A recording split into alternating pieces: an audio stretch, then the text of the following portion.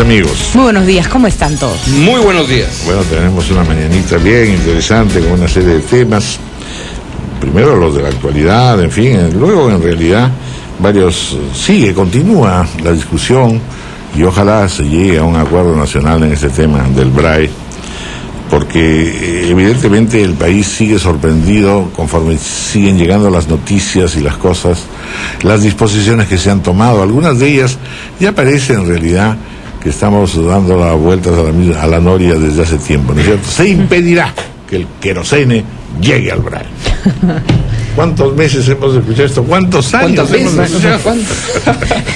Esa es la prohibición más larga de la historia. Y esto es la gran innovación, ¿no? Se impedirá. Pero ahora sí parece que se necesita para transportar el querosene, que va a originar protestas, porque muchos son consumidores de querosene porque su cocinita es de querosene todavía en algunas áreas, pero en fin. Estamos con nuestro primer invitado, el señor Ollanta Humala, presidente y líder del Partido Nacionalista. Ayer tuvo una conferencia de prensa y ha planteado varios puntos, entre ellos uno interesante, sin duda, un pacto por el BRAE, lucha contra los remanentes de la subversión y el narcotráfico, y además, ciertamente, pues es un pacto que comprenderá, imagino, mucho más otros aspectos. Señor Ollanta Humala, muy buenos días, gracias por estar con nosotros. ¿Qué tal? Buenos días, ¿cómo están? Bueno, cuéntenos por favor sobre este planteamiento que es importante dentro de todo lo que se está intentando. Pues se exige que se tenga consenso, que se sea más práctico y más eficiente, que haya evidentemente respeto a los derechos humanos, que se marche por la paz, en fin. La sociedad en su conjunto está reaccionando fuertemente sobre este tema y quizás solicitándoles a los políticos también una capacidad de concordancia. Bueno, en principio es una iniciativa que yo saludo del presidente de Devida, que conversó conmigo este tema del pacto ético, pero a diferencia del planteamiento inicial que me hizo, yo considero que los principales suscriptores de este pacto deben ser el gobierno y todos los funcionarios públicos con capacidad de decisión en lo que es el impedimento del ingreso de insumos químicos al BRAE, la producción de droga en el BRAE y la salida de esa droga al mercado internacional. Y allí también debieran suscribirlo, a mi juicio, las personas jurídicas que también tienen esa capacidad de decisión, porque, por ejemplo, estamos viendo que gran parte de esta droga sale por el aeropuerto y el aeropuerto ahora está privatizado. Por lo tanto, creo que como es un pacto ético también, personas jurídicas como LAT, por ejemplo, debieran suscribir este pacto.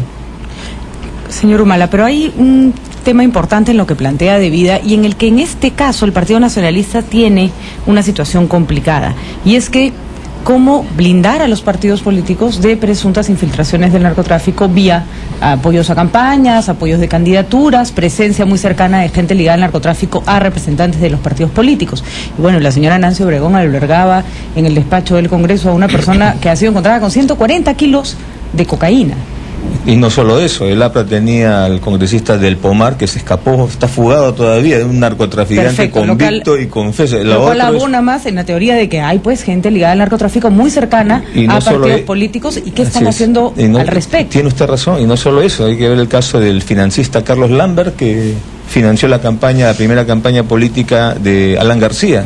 Y qué se ha hecho sobre ese tema, ¿no? Entonces yo creo que justamente es un tema que nosotros saludamos, creo que es una buena iniciativa, y si hay algo que agregar en el caso de la congresista, creo que ella ha aclarado ya el tema. En principio este trabajador de ella no era un narcotraficante, o por lo menos la justicia no ha demostrado que era un narcotraficante cuando trabajó para ella, ha sido después de que trabajó para ella, y evidentemente ya no hay una relación legal, y este señor ni siquiera pertenece al partido, o sea que en realidad el partido no tiene nada que ver con ese señor. Pero el Partido Nacionalista ha llevado al Congreso a representantes de los cocaleros que en principio no tienen nada de malo.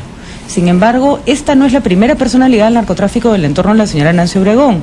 Una de sus segundos en el campo fue encontrado trasladando insumos químicos. Y lo que uno se pregunta es, ¿cuánto pueden separar los que defienden a los campesinos cocaleros sus intereses, que pueden ser válidos e importantes, de los intereses del narcotráfico, si al fin de cuentas realizan actividades que derivan en lo mismo?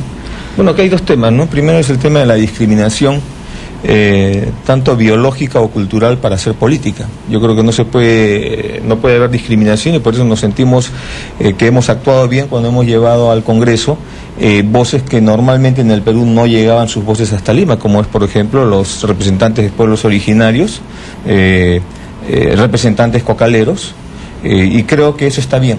El otro tema que también hay que señalar es que en el BRAE, como ayer lo dijimos en la conferencia de prensa, un problema es que no hay oportunidades económicas para esa población. Acuérdese usted que el 60% de la economía del BRAE se mueve por el narcotráfico. ¿Qué quiere decir eso? Quiere decir de que el narcotráfico se extiende en todas las poblaciones donde, en el BRAE y en todas las poblaciones donde el narcotráfico se está y mancha a las autoridades, funcionarios, etcétera. Es decir, se genera una red de corrupción, y lo que nosotros creemos que tiene que haber es una oportunidad para esa gente, una oportunidad económica alternativa para esa gente, para que justamente creo que todos estamos cansados de que, siendo el Perú el segundo productor o exportador de cocaína del mundo después de Colombia, lo que la policía agarre sean pues traqueteros, paqueteros que la agarran con querosene, con permanganato, etcétera, pero no están agarrando a los peces gordos, ¿no? Y yo creo que ese es el tema que tenemos que asumirlo. Bueno, con el señor Calero hubo un avance, pues, ¿no? Llevaba 140 kilos de droga, ese ya no era un traquetero, ¿no? Así es una excepción que hay que saludar. Pero hay que entender que la misma economía peruana tiene un colchón del narcotráfico. El narcotráfico está dejando en el Perú, solamente en el Perú, aproximadamente 2.000 millones de dólares, ¿no? Y es la actividad que en productividad supera la minería. La minería está generando 18.000 millones de dólares, y el narcotráfico puesto en el mercado internacional 22.000 millones de dólares. Entonces, a ver, digamos, sí, usted puede acoger a un cocalero, un campesino, y le encuentra su hoja de coca, probablemente algunos otros insumos, pero esos grandes laboratorios, la droga está saliendo por los puertos, por los aeropuertos, etcétera, ¿no? ¿Qué hacemos con ellos, no? Yo creo que esos son las capturas que espera el país. Si usted estuviera en el gobierno, ¿cómo sería el plan BRAE que usted haría? ¿Tendría algún plan BRAE? ¿Cuáles serían los lineamientos de este? Como lo hemos estado señalando, creo que tiene que dividirse en tres componentes: el componente político, el componente militar y el componente policial. En el componente político, lo que se tienen que hacer son políticas de desarrollo.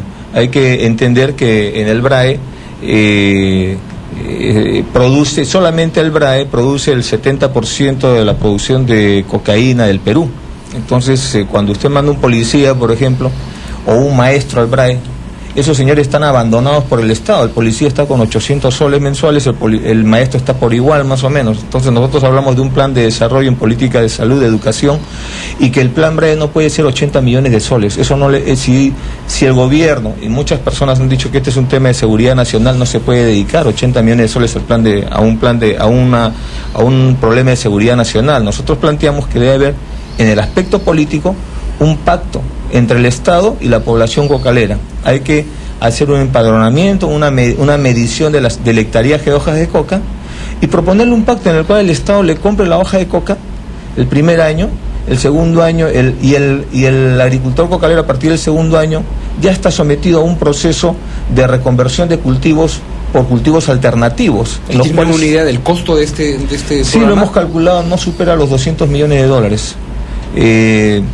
Y esto es perfectamente sostenible, porque también hay cooperación internacional, el gobierno también tiene plata, puede hacer esto, pero ¿qué ganamos con esto? Ganamos reducir los cultivos de hoja de coca, ganamos que hayan cultivos alternativos, la producción de agroindustrias.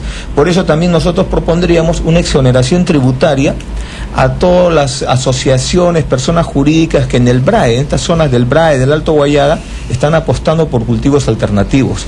Está el caso del café, por ejemplo, ¿no? El café orgánico.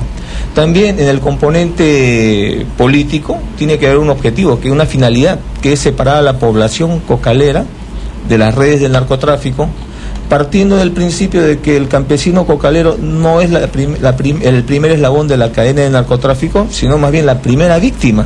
Y hay que, justamente, a diferencia de lo que plantean funcionarios del gobierno de declarar zona de guerra al BRAE, nosotros planteamos ganarnos la adhesión de la población. En el aspecto policial, en el aspecto militar, hay que distinguir hay que establecer que el control territorial es una responsabilidad de la Fuerza Armada y el control poblacional de la Policía Nacional, y que la Fuerza Armada puede apoyar a las operaciones policiales. Hay que distinguir cuál es el problema fundamental en el BRAE, si es la violencia o es el narcotráfico. Nosotros sostenemos que es el narcotráfico y que la violencia se subordina al narcotráfico. Vamos a hacer una pausa, 8:23. La hora satelital.